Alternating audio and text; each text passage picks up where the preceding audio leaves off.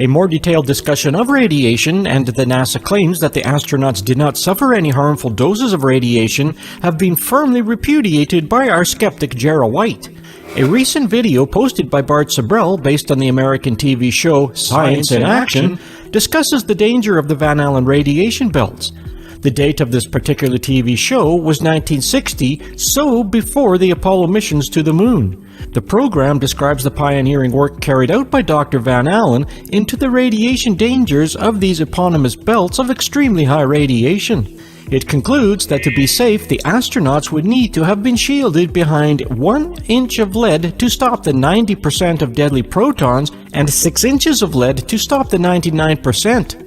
Contrast this with the Apollo missions with a spacecraft of only 3 millimeters thickness of aluminum and the astronauts dressed in 16 layers of flimsy material. This disagrees with what Curious Droid has previously said. Apollo 13. Now, before we leave all that radiation business and the extreme temperatures of the moon, I would just like to point out a few words about Apollo 13. This was the Apollo mission that almost ended in tragedy when an oxygen tank exploded on the journey to the moon. Apollo 13 was launched on 11 April 1970 at Central Standard Time CST 1313 and suffered an explosion on 13th April. Our skeptics see this as an unlikely coincidental gathering of the number 13. Just let me remind you of the plot line. 2 days on the way to the moon, an oxygen tank explodes. We know not why, but it did, and leaves the astronauts with no electricity from the fuel cells. You will recall that the fuel cells mix oxygen and hydrogen to create electrical current, and the residue is pure useful water. So now they are reliant solely on battery power, and one must assume lacking some water. They need to head home to safety as soon as possible. They have a decision to make: turn the spacecraft around and head directly for home, or carry on, slingshot around the moon, and then head home. To avoid firing the engine, as they are not sure of the damage at this stage, they opt for the slingshot. Oh, and I almost forgot to add that special touch to the plot. One of the astronauts contracted German measles at the last minute. He remained on Earth, but proved invaluable in the dramatic rescue. Gripping stuff, the skeptics say. You couldn't make this stuff up, or could you? To minimize the use of precious battery power, they decided to switch off all the electrical supply to the command module and scurry into the lunar module. You will recall that our skeptics had size problems for 2 astronauts in the lunar module. Now we have a more cozy 3. Now to the point of the story. The spacecraft is always in direct sunlight on the way to the moon, and conversely also on the way back. NASA states, and so do some of the astronauts, that without some form of cooling, the temperature inside the spacecraft would rise from a comfy climate-controlled 21°C to a whopping 250°C, and now they have no electricity for the climate control system. So the last thing you would expect to happen is that they almost freeze to death. That is according to the movie and the statement made by the Apollo 13 astronaut James Jim Lovell. To compound the confusion, you see them in the Apollo 13 movie take off their spacesuits. So, are we confused yet? NASA and the astronauts say that the spacecraft would overheat without a cooling system, but then again, both NASA and the astronauts say that they almost froze to death without a heating system. What are we to believe, boil or freeze? Just one more comment on Apollo 13 before we move on to discuss how to survive on the moon. You probably picked up from that radio interview with Alan Weisbecker a point that he made about the near tragedy of Apollo 13 revitalizing interest in the space program. This point is important according to our skeptics. The Apollo 11 mission, which landed Armstrong and Aldrin on the moon, captivated the whole world, and the triumph would ensure a steady stream of funding for NASA. The next mission, Apollo 12, did not generate much interest at all. The world had seen it all before, astronauts bobbing around in some grey, lifeless world, collecting a few rocks, and conducting a few far from interesting experiments. So much so that the media were far from eager to pick up on the NASA press releases about the Apollo 12 mission. Clearly, this would have been a red flag for NASA in terms of the vast constant funding that they needed to continue with the Apollo missions. So, according to our skeptics, that is the reason why the near tragedy of Apollo 13 was invented, to revitalize interest in Apollo, and it surely did that. What better way to watch heroic astronauts fighting for their lives and ingeniously being saved by clever thinking? A true American spectacular worthy of the best of Hollywood. I can appreciate the point that the skeptics are making. Apollo 13 launched at 1313 CST and exploded on 13th April. A few too many 13s for the skeptics' liking. Of course, the number 13 added to the excitement and convinced many that 13 was indeed unlucky. For those of you who may not be familiar with the bad luck attached to the number 13, I can tell you that in many Western countries, 13 is associated with bad luck. The origin of this superstition has been widely debated, but one suggestion is that it relates to Judas Iscariot, the apostle who betrayed Jesus, who was the 13th guest to arrive at the Last Supper. The air that I breathe. We go to gain a little patch of ground that hath in it no profit but the name. William Shakespeare, Hamlet. Developing rockets to propel astronauts from the surface of the Earth to the Moon was a big challenge for NASA, but keeping them alive and in good health while they were there was an equally daunting task. The climate on the Moon is totally hostile to humans and not in any conceivable way amenable to man's survival. There are far better choices for your next holiday. If you insist, then remember there is no atmosphere, no pressure, the temperature range is extreme, ranging from boiling hot at 123 C to freezing cold at minus 153 C, depending on where the sun is shining. There is no protection from the damaging solar particles and a total absence of water. There is no significant atmosphere on the Moon, so it cannot trap heat or insulate the surface. Despite this hostile climate, the believers are ardent that the astronauts were properly attired and did walk on the Moon and survive the experience. So let's examine the evidence. Temperature. One criticism of the Apollo landings leveled by many skeptics was that no provision was made for the huge temperature contrasts between the sunlight and shaded areas of the Moon. Some skeptics point out that with such extremely high and such extremely low temperatures, is it possible for man to survive on the Moon? They question an astronaut being able to survive the sudden plunge from 123 C to minus 153 C in an instant as they pass from the sunlight to the shade. Unfortunately, the believers contend that this is a total and unforgivable misunderstanding of what the situation is really like, as we shall see as we examine the facts. For man to survive on the Moon, then NASA needs to design a spacesuit capable of supporting the survival needs of the astronauts and strong enough to avoid any damage that could easily prove fatal. The spacesuit needed to cater for several aspects of life: oxygen to breathe, removal of harmful exhaled carbon dioxide, water to cool the internal climate, artificial pressure, electrical power, disposal of human waste, and all of this in the backpack small enough to satisfy Ryanair and light enough to be carried for up to 7 hours, and at the same time allowing for freedom of movement and reasonable dexterity. This was a considerable challenge in technological innovation. NASA designed these spacesuits to meet these hostile conditions as shown above. What is temperature and heat? Before we get started on our discussion of climate, let us first ensure that we all understand the difference between temperature and heat. I am sorry, but back to school for a few moments. Even though temperature and heat appear to be the same thing, there is a subtle distinction which is relevant for our understanding of the claims of the skeptics. The subject is treated extremely well on the Clavius website. You can read this at your leisure, but for the moment I will just summarize the main points. No doubt we all think that we know what heat is. The human body is equipped to sense it very well. In scientific terms, heat is the vibration of the molecules in a substance. The more vigorously they vibrate, the hotter it gets. The molecules inside your freshly cooked pizza are in a frenzy. Heat can be transferred between two objects by one of three forms of heat transfer: 1. Conduction, 2. Convection, and 3. Radiation. Let us now look and understand the differences. Conduction.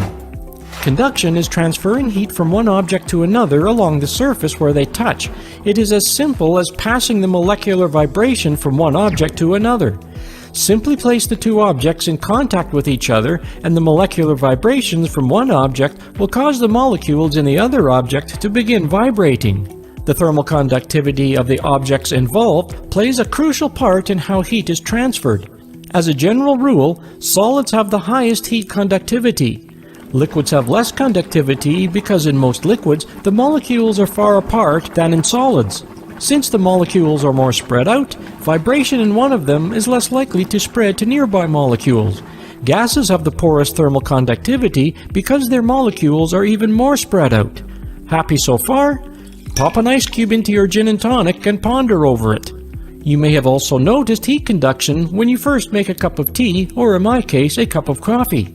When you first pour the water into your tea bag in your mug, the initial level of the liquid will slowly fall as the heat is transferred from the hot water to the mug, and the mug will expand and grow more voluminous. Convection. Convection is the process of heat transfer from one location to the next by movement of fluids, that is, gases and liquids. The moving fluids carry energy with it. The fluids flow from a high-temperature location to a low-temperature location. In essence, it is similar to conduction, but occurs when the medium is not a solid. Convection explains how an electrical heater placed on the floor of a cold room warms up the air in that room. Air present near the coils of the heater warm up. As that air warms up, it expands, becoming less dense, and now being lighter than the surrounding air, begins to rise. As the hot air rises, it displaces some of the cold air near the top of the room and pushes it out of the way. The cold air is heavier and moves towards the bottom of the room to replace the hot air that has risen. As the colder air approaches the heater at the bottom of the room, it becomes warmed by the heater and begins to rise. Convection currents are thus slowly formed. Air travels along these pathways, carrying energy with it from the heater throughout the room. Still feeling cold? Radiation. Radiation is the transfer of heat by means of electromagnetic waves. The word radiate means to send out or spread from a central location. Whether it is light, sound, waves, rays, flower petals, wheel spokes, or pain, if something radiates, then it protrudes or spreads out towards from a region, or spreads outward from an origin. The transfer of heat by radiation involves the carrying of radiation as an origin to the space surrounding it. The energy is carried by electromagnetic waves and does not involve the movement or the interaction of matter. Thermal radiation can occur through matter or through a region of space that is void of matter, i.e. a vacuum.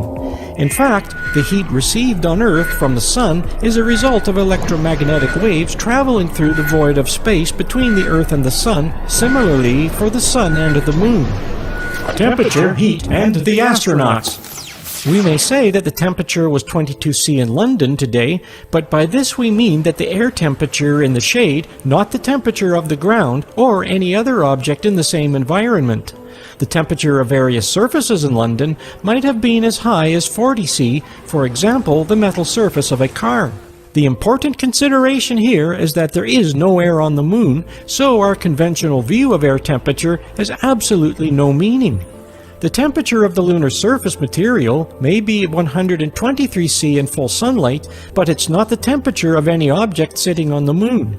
Objects will be heated to that temperature only if they absorb the same amount of sunlight as lunar surface material and also radiate it at the same rate. More reflective objects absorb less light and will therefore be heated less, but less reflective objects may well be heated to that high temperature. Just as on Earth, the temperatures at morning and evening on the Moon's surface are lower than at noon. This is because the Sun initially strikes the surface at a more acute angle as it rises, and therefore is not as intense.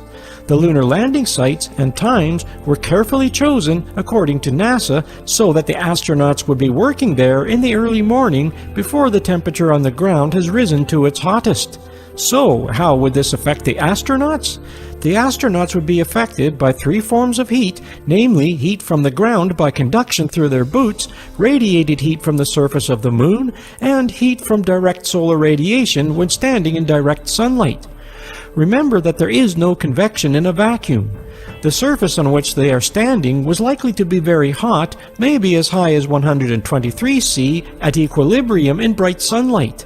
The important thing to remember is that they are in a virtual vacuum, so there is no air to warm them up or cool them down. A quick word about what we mean by equilibrium. In thermodynamics, equilibrium is the point at which the heat absorption and the heat dissipation are in a balanced state.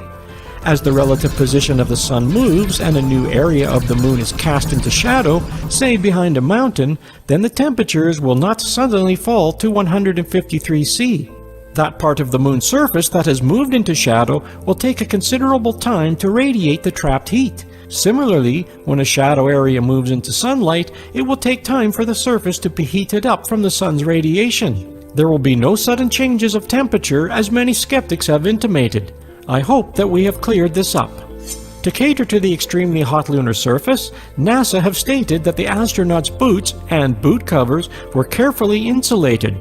The spacecraft itself was made of a very reflective material to minimize the energy received from the solar and ground radiation. NASA states that it reflected 90% of the sun's radiation. The believers would say that it is entirely possible for the astronauts to survive on the moon, and the proof is that they did survive and returned home to tell the tale. The Lunar Lander. The Lunar Lander LM was the only refuge for the astronauts while on the moon. Therefore, it was important that the heat absorbed by the Lunar Lander was kept to a minimum.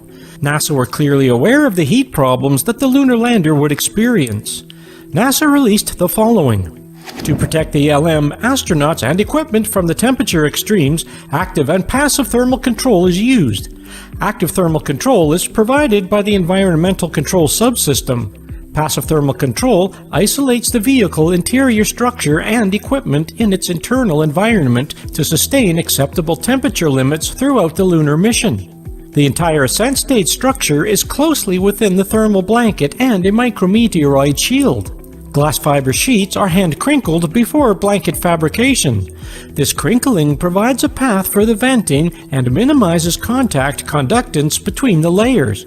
Structures with a high thermal conductivity, such as antenna supports and landing gear members that pass through the thermal blanket, also have the thermal protection. Individual blanket layers are overlapped and sealed with a continuous strip of H-film tape. To join the multi-layered sections, the blanket edges are secured with grommet-type fasteners, and then the seam is folded and sealed within a continuous strip of tape. Mylar sheets are used predominantly in those areas where temperatures do not exceed 300 degrees Fahrenheit or 149 degrees centigrade. In areas where higher temperatures are sustained, additional layers of H-film are added to the Mylar sheets. H-film can withstand a temperature of up to 1000 degrees Fahrenheit, but because it is a heavier material, it is used only where absolutely necessary. Certain areas of the ascent stage are subjected to temperatures as high as 1800 degrees Fahrenheit or 982 degrees centigrade due to rocket plume impingement. These areas are thermally controlled by a sandwich material of thin nickel foil, 0.005 inches thick, interleaved with Inconel wire and Inconel sheet. Finally, the high reflective surfaces of the shades provided for the front and docking windows reduce heat absorption. The micrometeoroid shield outboard of the thermal blanket is a sheet of aluminium that varies in thickness from 0.004 to 0.008 inch depending on the micrometeoroid penetration vulnerability. It is attached to the same standoffs as the thermal blanket. Various thermal control coatings are applied to the outer surface of the shield to provide an additional temperature boundary for vehicle insulation against the space environment.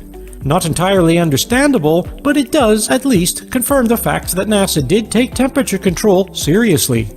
Just to clarify the dimensions of 0.008 inch quoted in the NASA statement for the thickness of the aluminum. This is about the same thickness as 2 sheets of the roll of aluminum foil in your kitchen drawer, so extremely thin. So what heat would the lunar module sustain in 2 days' stay on the moon? One would imagine that being in the same position for all its stay, then the side would be heated considerably more than the other by direct solar radiation. As we have already seen, the lunar lander was supposedly well insulated and had an active cooling system, a coolant loop with a heat exchanger and evaporator.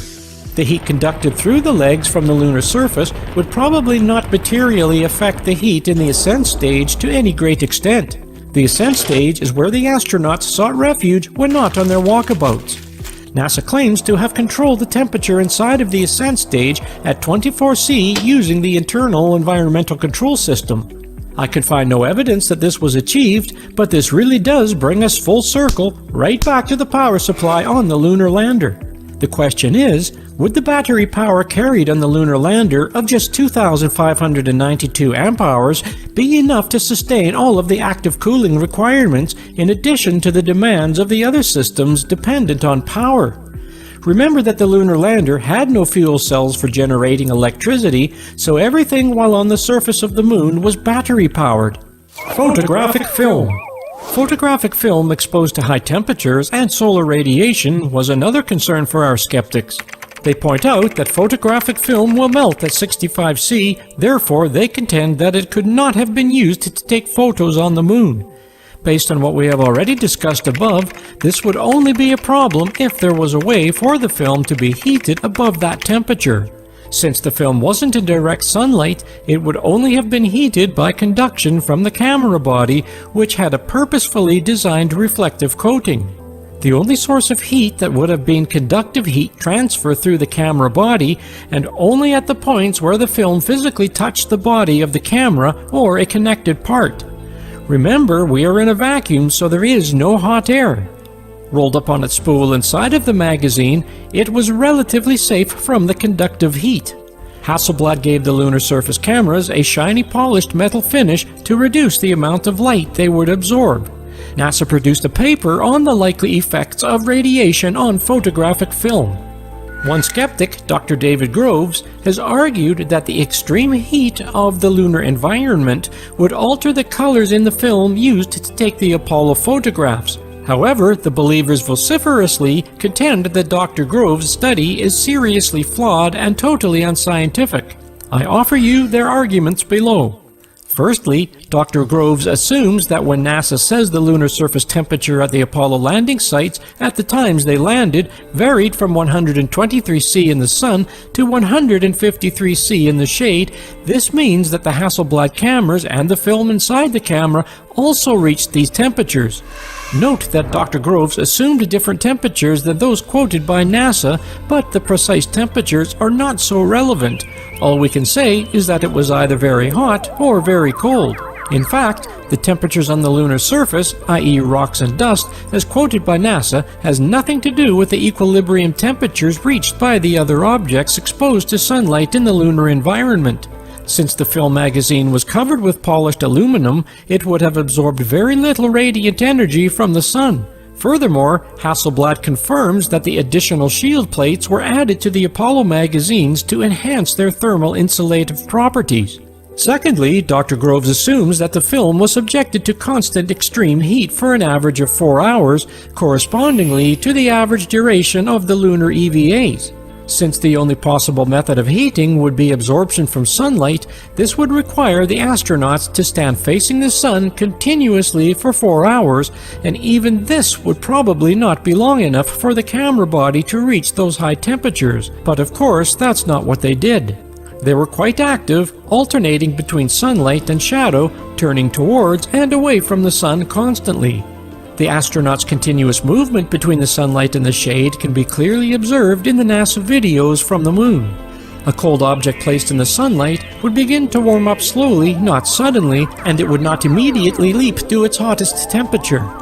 Similarly, a cold object removed from sunlight will slowly radiate the heat away and become cool again over a period of time, but not instantly. It can take quite a while for objects to reach these various equilibrium temperatures. The magazine altered between sunlight and shade while it was attached to the camera and was stored away from the sunlight when not attached.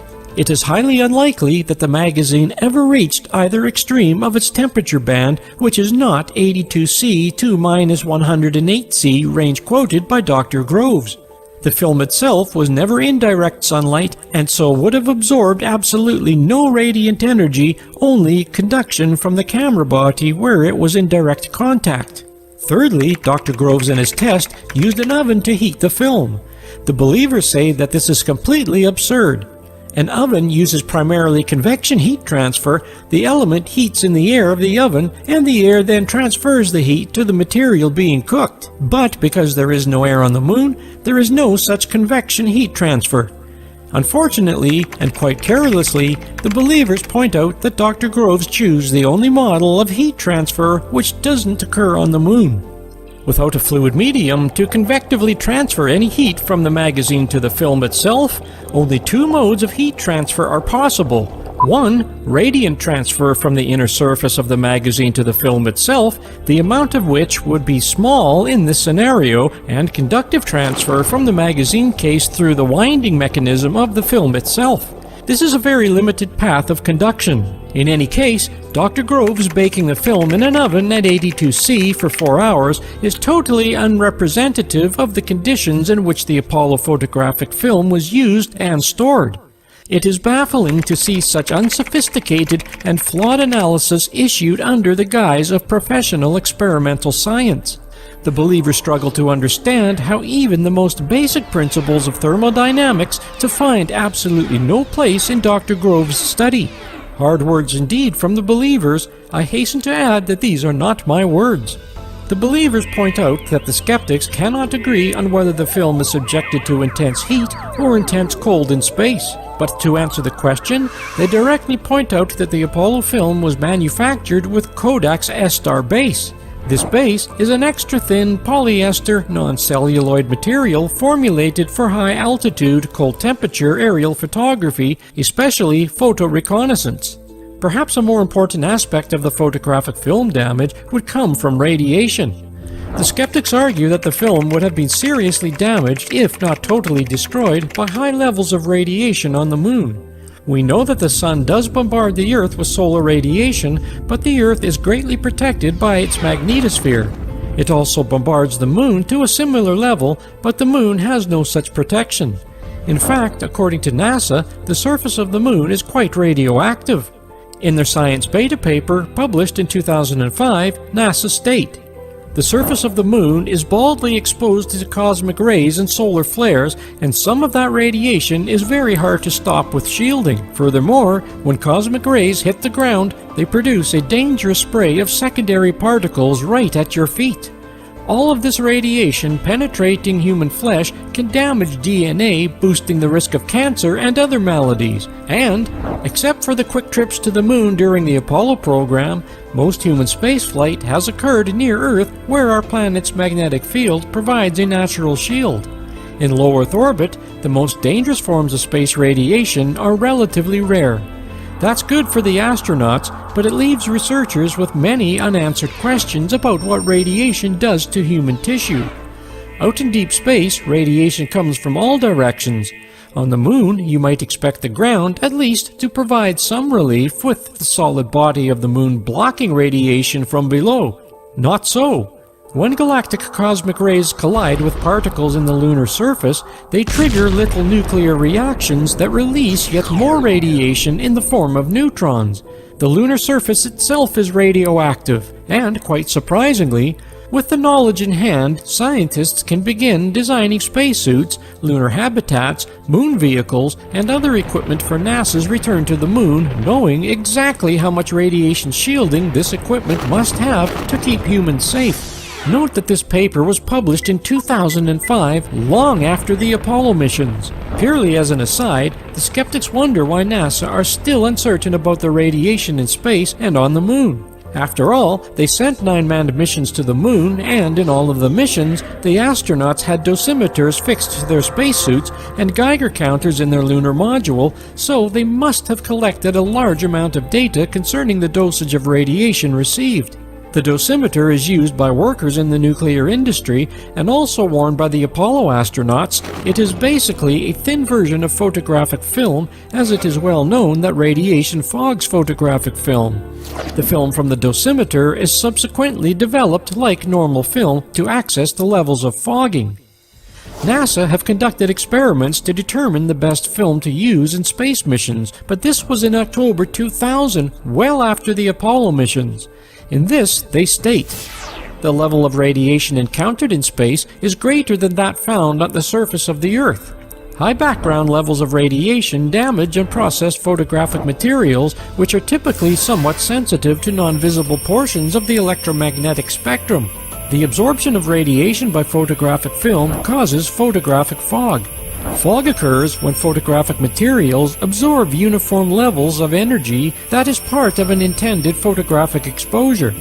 Fog affects the coarset particles of photographic media that compromise the most light-sensitive portions of films. I find it interesting, perhaps somewhat revealing, to note that this paper produced in 2000 makes no mention of the Apollo missions and any radiation effects observed on the photographic film taken to the moon and used there by the astronauts. One would have thought that the experience from the Apollo missions would rank high in the research into the radiation effects on photographic film, but apparently not. Dr. Groves, who we met earlier, conducted various experiments using X-rays on photographic film to demonstrate that the film would be destroyed or rendered useless. His methods have been, once again, strongly challenged on the Clavius website. Above, you can see what happens to photographic film in a vacuum when we do this experiment. We have also added an external heat lamp and a thermometer inside of the vacuum chamber. As you can see by the photographs above, the difference between the film that is being placed in the vacuum chamber and the difference between the film that is the constant, or better put, the control film. As you can see, the hues in the film placed in the vacuum chamber are all off. The film placed in the vacuum chamber under the heat lamp is even worse. The film placed by a microwave oven with the door open for 1/4 of a second is clearly fogged. The film used in the Hasselblad cameras was 70mm Kodak Ektachrome film. It had an S-star base, but was in no means a special hardened film. We will be discussing the film in more detail, as well as the spacesuits, in the next portion of this video. If you wish to read the entire article of our experiment, then please visit www.owlus.com.